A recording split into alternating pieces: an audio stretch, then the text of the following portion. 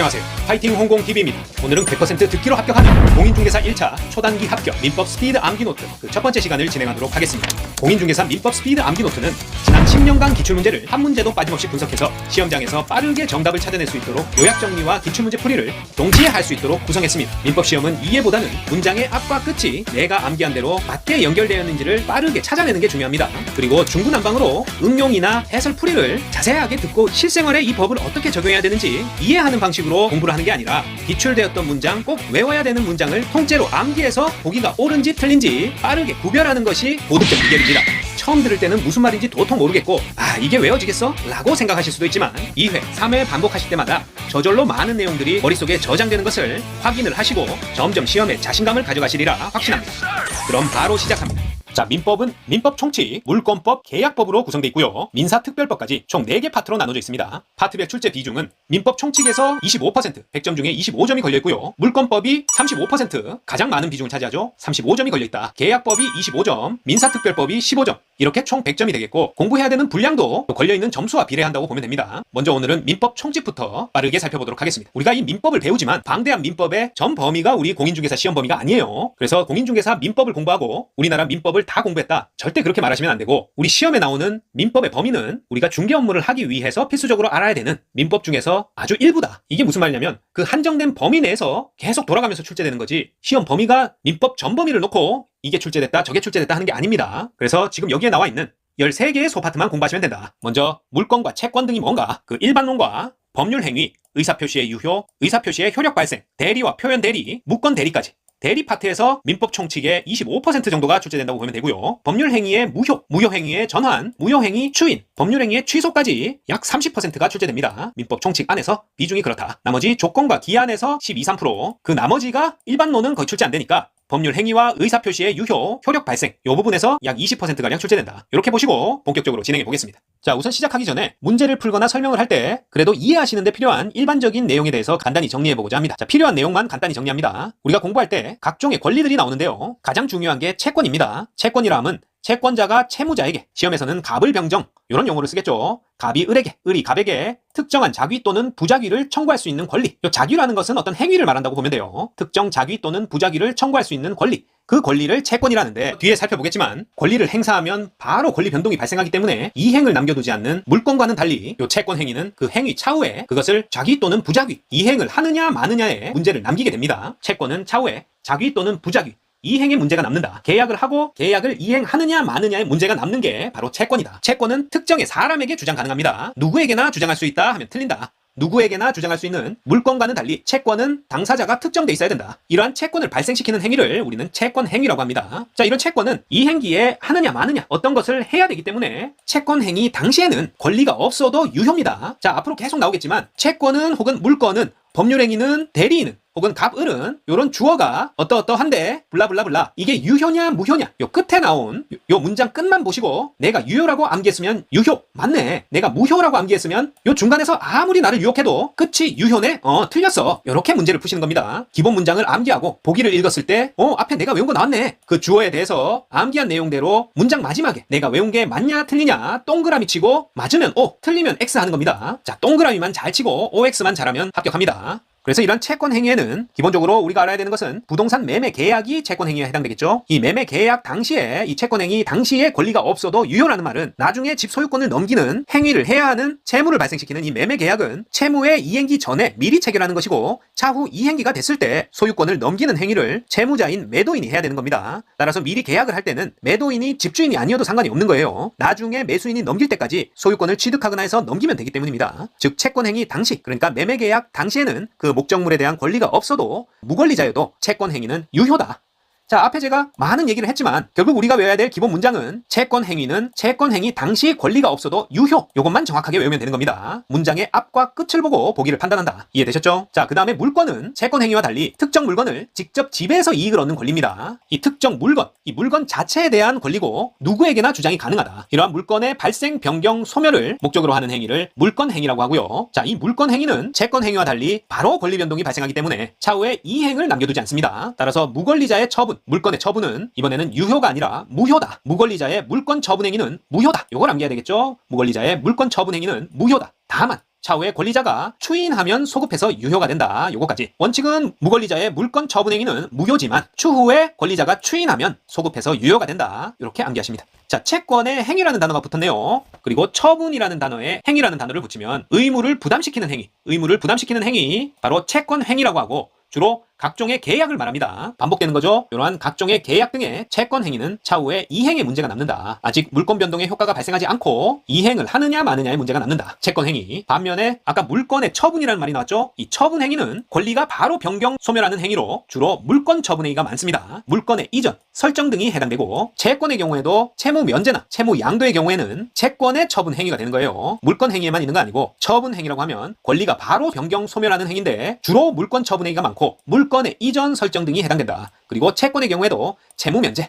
채무 양도의 경우 채권의 처분행위가 된다. 자, 그리고 형성권이 있는데요. 의사 표시만으로도 일방적으로 효과가 발생하는 권리. 그게 바로 형성권입니다. 의사 표시만으로 일방적으로 효과가 발생하는 권리다. 즉, 상대방의 동의나 다른 요건 등이 기본적으로 필요 없는 것이 형성권이다. 의사 표시만으로 일방적 효과가 발생하는 권리. 형성권. 자, 이렇게 벌써 일반론을 살펴봤고요. 자, 지금부터가 중요합니다. 자, 우리가 능력이라는 것을 알아볼 건데요. 야, 능력 그거 다 아는데 뭘 또 배우냐? 하겠지만 우리는 영어나 프랑스어처럼 법률이라는 또 다른 새로운 언어를 배운다고 생각하셔야 됩니다. 기존에 가지고 있던 개인적인 경험이나 상식을 자꾸 끌고 와서 이해를 하려다 보면 자꾸 산으로 갑니다. 내가 알던 게 이게 아닌데 이거 맞나? 계속 진도가 안 나가고 왕년에 공부 좀 했는데 자꾸 중개사 시험에 떨어지는 대표적인 케이스가 바로 이런 케이스예요.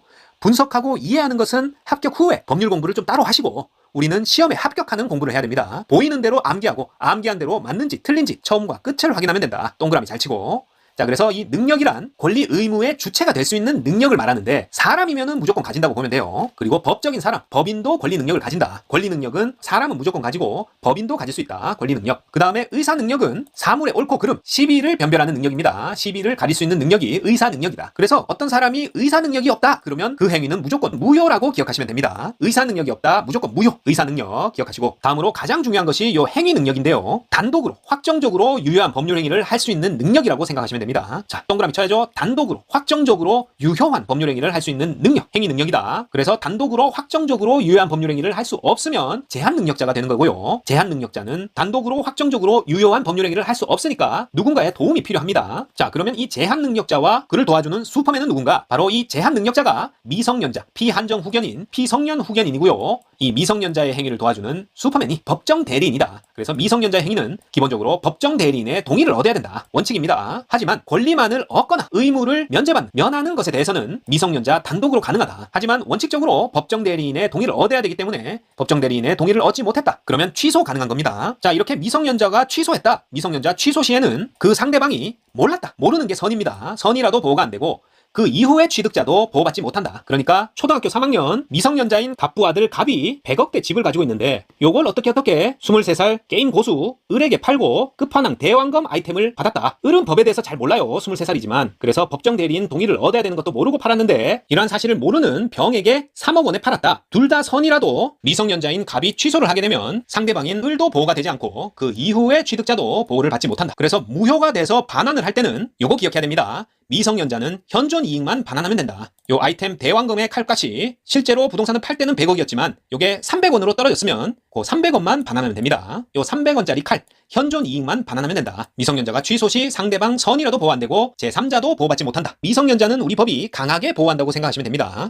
자, 다음은 권리의 변동인데요. 권리의 변동이라고 하면 권리의 취득, 변경, 소멸을 말합니다. 이 부분은 조금 재미가 없더라도 한 번만 이해를 해두시면 됩니다. 법률 효과라는 권리가 변동되기 위해서는 필요한 것이 바로 법률 요건입니다. 결국 요건이 발생하면 변동이라는 효과가 발생한다. 요건이 먼저고 효과가 뒤따르는 겁니다. 요건 효과, 요건 효과다. 요건이 발생하면 변동이라는 효과가 발생한다. 기억하시고, 요건이 있으면 그 결과로 효과가 발생하고 법률 효과를 발생시키려면 법률 요건이 필요하다. 이러한 법률 요건을 이루는 개개의 사실을 법률 사실이라고 하고요. 이 법률 사실은 사람의 정신작용에서 기이한 것과 그렇지 않은 것이 있다. 이 정신작용에서 기인한 것의 대표적인 것이 의사표시와 준법률 행위가 있는데요. 의사표시와 준법률 행위는 정신작용에서 기인한 대표적인 법률 사실이다. 자, 이 의사표시라는 거는 내 생각을 표시하는 것, 어느 정도 그 뜻이 이해되실 텐데요. 자, 이 의사표시가 아닌 게 그럼 준법률 행위인데 준법률 행위에 뭐가 속하는지 요걸 암기하고 있어야 된다. 준법률 행위에는 의사의 통지, 최고나 이행 청구, 거절 등의 의사의 통지, 그리고 관념의 통지, 사실 통지, 승낙, 연착의 통지, 이런 게 준법률 행위고, 감정의 표시와 사실 행위도 준법률 행위입니다. 준법률 행위에는 의사의 통지, 관념의 통지, 감정 표시, 사실 행위가 있는데 의사통지에는 최고 이행 청구 거절이 있고 관념의 통지에는 사실의 통지와 승낙, 연착의 통지 등이 있다. 자, 잘 안 외워주시면 최이거 사승통 감사. 자, 출제 빈도가 높지는 않습니다. 한번 보고 넘어가면 됩니다. 자, 이번에는 권리의 취득에 대해서 알아볼 텐데요. 아까 권리 변동에는 권리의 취득, 변경, 소멸이 있다고 했죠. 하나씩 살펴보면 권리의 취득은 타인으로부터 얻는 것이 아닌 최초의 취득, 원시 취득과 타인으로부터 얻는 취득인 승계 취득이 있고요. 이 원시 취득의 종류에는 타인으로부터 얻는 게 아닌 최초의 취득이니까 건물을 신축했다든지 주인이 없는 무주물을 선점했다든지 유실물을 습득, 취득 시효가 완성됐다. 이런 것들이 원시 취득에 속합니다. 건물의 신축은 당연하고요. 무주물 선점, 유실물 습득, 취득 시효가 원시 취득에 속한다. 요거 꼭 암기하십니다. 그리고 승계 취득에는 이전적 승계 취득과 설정적 승계 취득이 있는데요. 이미 이전됐다. 이전적 승계 취득, 타인이 이미 가진 것을 이전받아서 타인은 권리를 잃은 걸 말합니다. 이전적 승계 취득을 하면 타인은 권리를 잃는다. 반면에 설정적 승계 취득을 하면 타인으로부터 받긴 받으나 타인이 권리를 잃지 않습니다. 새롭게 설정해서 받는 취득이 설정적 승계 취득이다. 이전적 승계 취득, 타인은 권리 잃고, 설정적 승계 취득은 타인이 권리를 잃지 않고 새롭게 설정해서 받는 거다. 이렇게 이해하십니다. 자, 권리에 취득했고 이번에는 권리의 변경. 자, 권리의 변경은 매도인에서 매수인에게 소유권이 넘어가는 이 권리 주체의 변경이 있고요. 대표적인 게 소유권 변경이고, 이 매도인의 부동산 이전 의무가 불능이 되었을 때 소유권 이전 의무가 아니라 손해배상 의무로 의무가 변경되었다. 당사자 주체는 값을 그대로지만 그 내용이 변경됐죠. 권리 변경 중에 내용의 변경입니다.